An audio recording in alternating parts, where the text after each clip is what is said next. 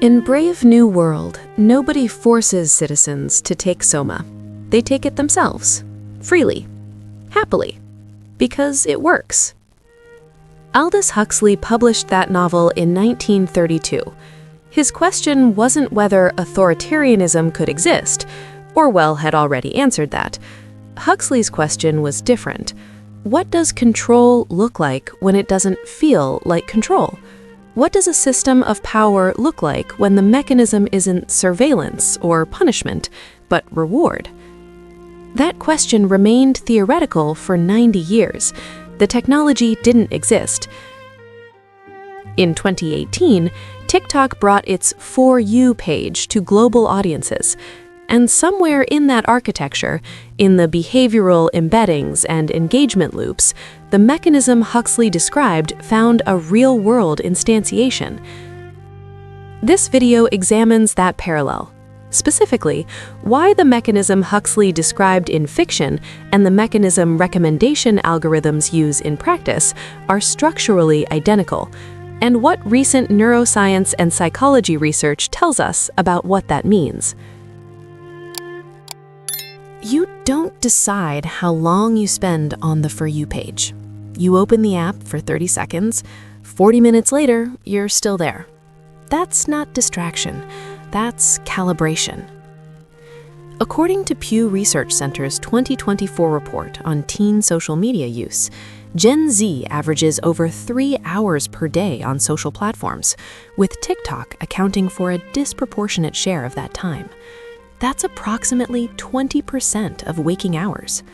The app is designed so that stopping requires active effort. The decision to keep watching doesn't get made. It doesn't need to be.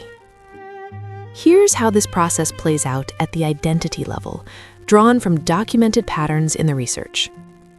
A 16-year-old watches one video about dissociation as a coping mechanism. The algorithm doesn't offer her a diverse feed. It offers her 20 dissociation videos, then adjacent mental health content, then diagnostic community. Within weeks, she recognizes herself in dissociation descriptions. Within months, she's in an online community where dissociation is both identity and aesthetic. 6 months later, a therapist assesses her. Normal adolescent stress, no dissociative disorder. But the identity had crystallized in her peer group. The algorithm manufactured a self. The question: how does a recommendation system turn a 30-second behavioral data point into something that feels like who you are? To answer that, we need two things. We need to understand what Huxley described precisely, and we need to understand what the For You page actually does technically. Then we understand why they're the same mechanism. Soma isn't punishment. It's not administered by force.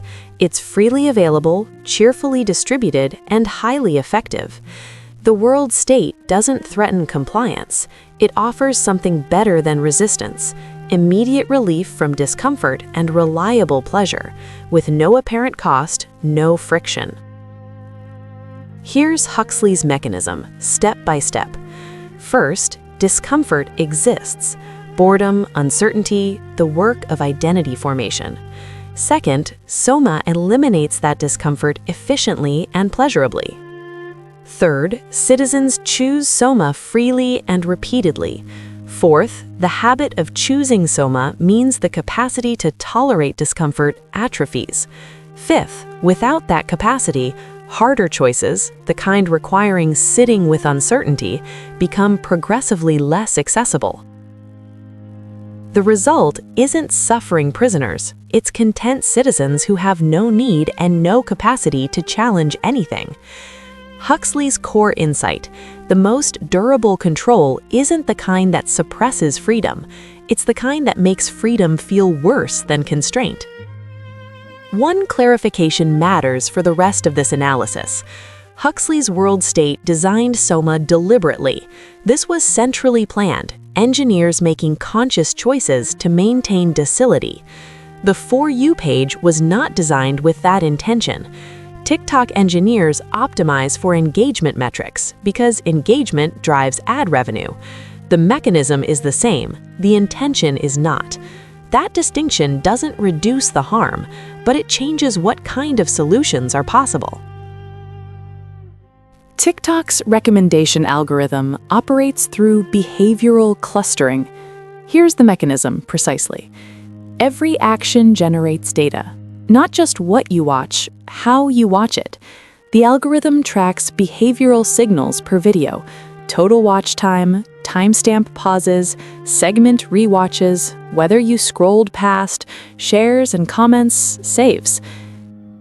These signals convert into behavioral embeddings, mathematical portraits of engagement patterns. Your embedding compares to millions of others. You're grouped with users whose patterns resemble yours. The algorithm asks one question, not what would this user genuinely enjoy, not what would serve their development. The question is, what content performed best in engagement duration within this cluster? It serves you that content. You engage. Your embedding updates. The loop repeats. What matters about this system is not personalization, it's narrowing. A human friend offers diverse recommendations because they understand complexity. The algorithm optimizes for pattern consistency. If you watch one dissociation video that performs well, the algorithm serves dissociation variance, adjacent mental health, not dissociation plus cooking plus politics plus nature, because that's what engagement data supports. This isn't malice, it's statistical optimization at scale, precision without care. Here's where those two mechanisms become identical. Soma delivers calibrated pleasure that removes discomfort and requires no friction. The For You page delivers calibrated dopamine, removes the discomfort of encountering things that don't fit your cluster, and is designed with zero friction, infinite scroll, autoplay, no stopping point. Soma makes everything else feel less rewarding over time. The For You page makes your reward system respond more intensely to algorithmically optimized content and less intensely to everything else. Soma removes the productive discomfort of identity exploration. The For You page removes the productive friction of encountering content that doesn't fit your cluster. Soma's result: content citizens no longer capable of challenging the system. The For You page's result: users developing increasingly narrow identities calibrated to their behavioral clusters. Huxley called this Soma. We call it the For You page. The name doesn't matter. The mechanism does. That's the model.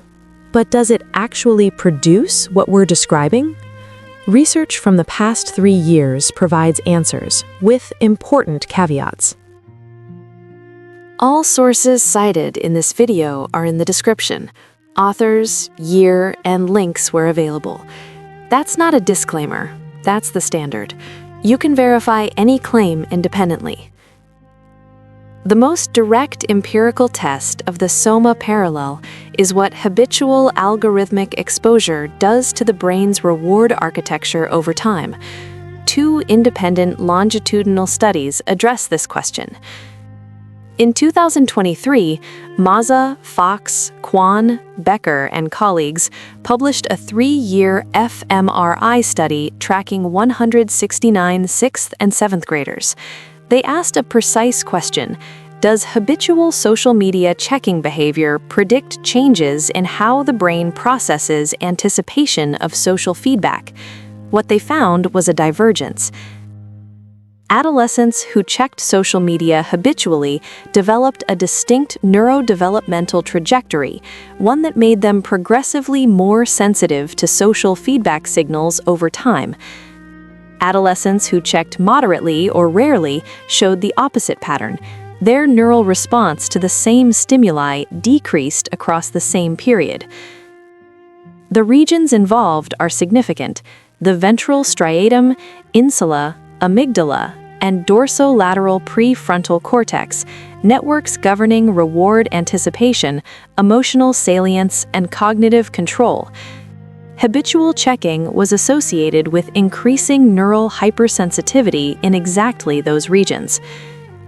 In 2024, Flannery, Giuliani, and colleagues extended this picture with data specifically on addiction-like social media use. Their finding: pubertal decreases in brain responsivity to social feedback in the VMPFC, MPFC, PCC, and right inferior frontal gyrus were associated with higher rates of addiction-like social media use 2 years later. Among adolescent girls, these neural changes were linked to increased depressive symptoms through their relationship with escalating use. A 2025 review by De Silva, Jamal, and colleagues examined the underlying neurophysiological mechanism directly, documenting how engagement-optimized algorithms activate dopaminergic pathways in adolescent users through variable reward schedules structurally similar to those found in other behavioral addictions. Here's how this maps onto Huxley's mechanism. Soma makes citizens progressively more responsive to soma and progressively less engaged by anything else. What these studies document, at the neurological level, is a calibration effect. The reward system of habitual users becomes increasingly tuned to algorithmic social feedback, and that calibration is measurable in brain structure and function over time. The limitations are real and matter for interpretation. These studies measure correlation, not causation. Adolescents already predisposed to social reward sensitivity may have become habitual users, rather than habitual use producing the sensitivity. The samples are limited in size and geography. Neither study tells us whether the divergent trajectories are permanent, reversible, or developmentally neutral in the long term. What the evidence shows: measurable longitudinal neurobiological changes in habitual social media users, specifically in reward and social salience networks, documented across independent studies. Whether that change constitutes harm or in what direction causality flows remains genuinely open. The neurobiological parallel is one level of analysis. The other is psychological. What does heavy algorithmic exposure do to the process of identity formation itself? Jonathan Haidt's 2024 book, The Anxious Generation, synthesizes a decade of research on what he calls the Great Rewiring of adolescent development, the period beginning roughly in 2012 when smartphone and algorithmic platform use became the default environment for adolescent social life. Haidt's core argument is structural, not anecdotal. Normal adolescent identity formation requires what developmental psychologists call productive friction, encountering perspectives and experiences that don't fit your existing self-concept, which forces integration, revision, and growth. Recommendation algorithms are specifically engineered to reduce friction. They serve content that matches your behavioral cluster, minimize exposure to content that performs poorly in your group, and optimize for return engagement, not developmental range. The result, Haidt documents across the literature, adolescents who are spending formative developmental hours in algorithmically curated environments are doing the identity work of adolescents with a reduced range of input, not because of individual choices, because the architecture of the environment is designed for something other than healthy development. This is the mechanism that maps onto Huxley. The world state doesn't create suffering, it removes the productive discomfort that makes citizens capable of challenging anything. Recommendation algorithms don't create bad content. They remove the productive friction of encountering content that doesn't fit your cluster. The result in both cases isn't suffering, it's narrowing. The important caveat: the anxious generation is a research synthesis, not a single controlled study. Haidt's interpretations of the underlying evidence are contested, which the next section addresses directly. What his synthesis provides is a coherent model of mechanism, not a definitive experimental proof of causation. What the evidence shows: consistent directional findings across multiple research programs suggesting that algorithmic environments during adolescent identity formation are associated with reduced self-concept range. How much of that reduction is caused by algorithms versus amplified by pre-existing traits is the central open debate. This explains why individual solutions have structural limits. A 2023 systematic review by Hossein and colleagues, examining the filter bubble and echo chamber literature across social media platforms, documents the self-reinforcing architecture at the core of this problem. The mechanism the review describes is not subtle. Recommendation algorithms optimize for engagement by narrowing content delivery to what performed well within your cluster. Narrowed delivery shapes what you seek. What you seek reinforces the algorithm's model of you. The algorithm narrows further. What matters structurally is the directionality of this loop. It doesn't require malicious design or conscious manipulation. It requires only that the system optimize for what it optimizes for, which is engagement, not range, not development, not accurate self-representation.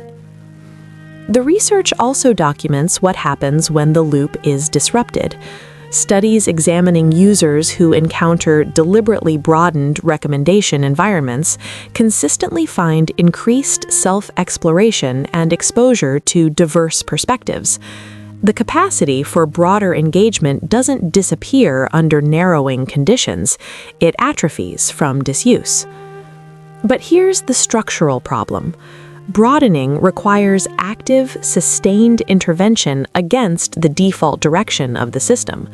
When intervention ends, the engagement-optimized default returns, and narrowing returns with it.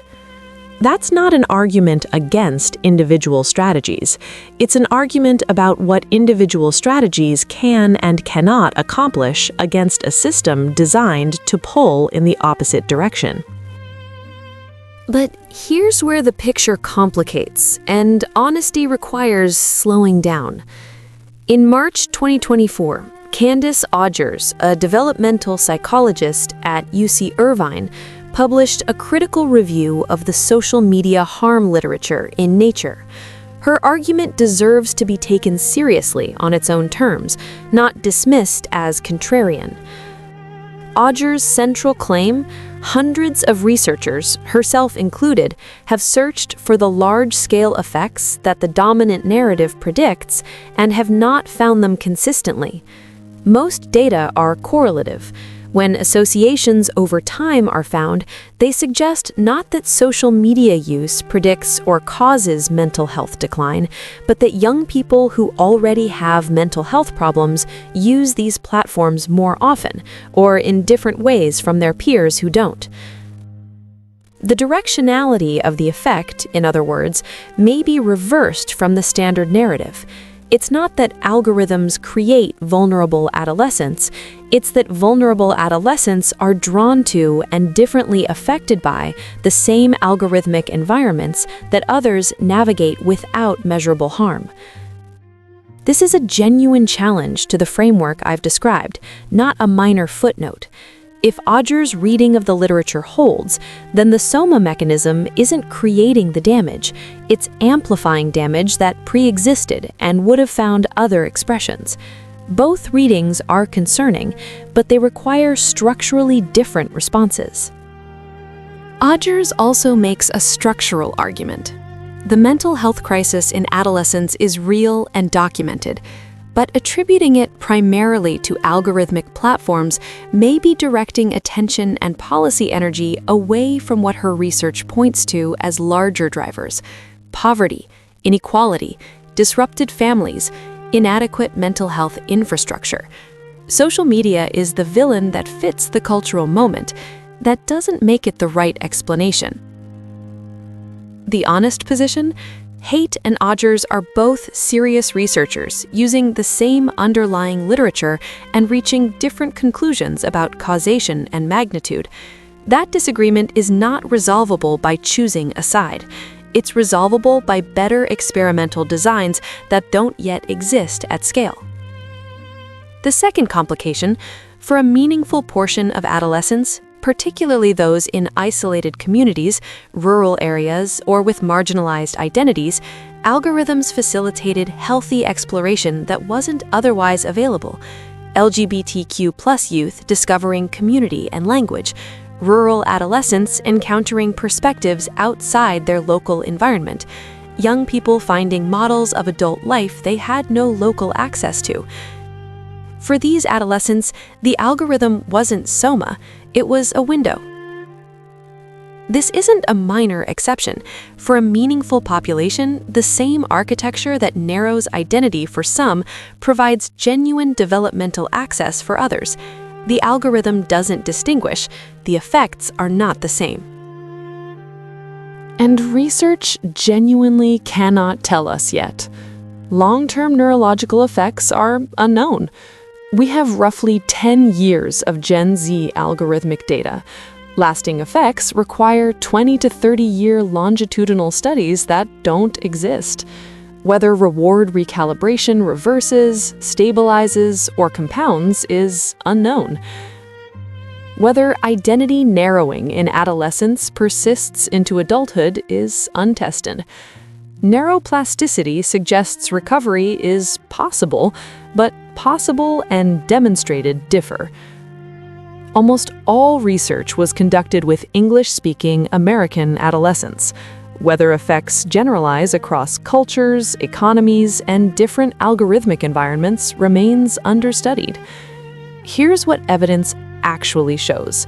Strong evidence that heavy use correlates with measurable reward changes. Consistent documentation that feedback loops sustain narrowing and require active intervention to disrupt. Genuine uncertainty about causality. How much is algorithm causing versus amplifying traits shaped by broader pressure? Clear evidence that for a meaningful portion of users, algorithms provide real developmental value, and long-term effects we simply don't know yet. We've covered significant ground: Huxley's mechanism, the For You page engineering, neurobiological changes, identity narrowing, complicating findings on causality, genuine value for some, and gaps. But research operates at population level. What it can't tell you is how this mechanism plays out in your algorithmic environment, with your patterns, personality, and history. The question this video leaves open is worth sitting with. How much of what you experience as your interests, things you're drawn to, aesthetics you've cultivated, concerns that feel urgent, how much emerged from your own exploration, and how much was curated by a system optimizing for your engagement, not your development? That's not designed to produce anxiety. It's designed to produce honest examination. If you've noticed this dynamic in your experience, if you've recognized the feedback loop, I genuinely want to hear what that looks like specifically. Not to validate, but because how people experience algorithmic narrowing adds dimension population research can't capture. If this kind of analysis is useful to you, the next video continues the thread, specifically what it means to make a free choice when your behavior has been tracked, predicted, and offered back to you as options. Subscribe if that's a question worth following. With that in mind, let's return to where Huxley left us. His citizens weren't suffering. That was the point. The world state's genius wasn't creating pain. pain creates rebellion. Its genius was creating comfort. Citizens who had everything they wanted everything they had, and had lost the capacity to want anything the system couldn't provide. We now have, in biological terms, a partial answer to what that looks like in practice. Reward systems responding measurably more to algorithmically calibrated stimuli than unoptimized experiences. Self-concepts progressively narrower under algorithmic personalization. Feedback loops that sustain themselves and don't break themselves. You're not responding irrationally to the For You page. You're responding exactly as a reward system responds when exposed to precision-engineered stimulus calibrated to your patterns. That's not exoneration, it's diagnosis. The diagnosis matters. Because if the mechanism is neurobiological and structural, reward, calibration, and feedback loops, not personal weakness, then appropriate responses are structural. Regulatory intervention, business model change, design requirements that shift incentive from engagement optimization to something not systematically narrowing adolescent development. Individual strategies, intentional content diversification, deliberate use limits create friction against the loop. Research on filter bubbles consistently finds that broadened recommendation environments produce broader exploration. That's not nothing, but the effect doesn't persist once engagement-optimized systems return to default. Consciousness of mechanism is useful, it's not liberation. Huxley's citizens had soma until the end. The system didn't collapse. The only character who chose to leave, John the Savage, chose isolation, not because he found an alternative, but because he found the terms intolerable. The question Huxley really asked, the one that stays with me, isn't whether soma is effective. It clearly is. The question is whether the absence of discomfort in your algorithmic environment has started to feel like contentment. Because Huxley spent an entire novel explaining why those two things aren't the same.